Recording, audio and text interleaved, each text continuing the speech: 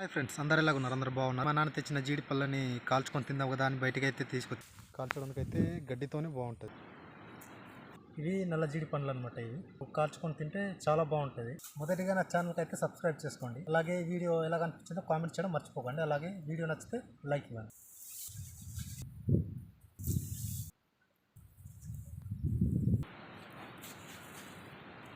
ఈ విధంగా అయితే కాలింది చూడండి. మొత్తానికి అయితే కాల్చడం కంప్లీట్ చేస్తారు. చూడండి, గోల్డ్ కలర్లో మారిపోయింది. దీన్ని టేస్ట్ చేద్దాం. టేస్ట్ అయితే అదిరిపోయింది. చాలా సూపర్గా ఉంటుంది అనమాట. చాలా తీయగా ఉంటుంది.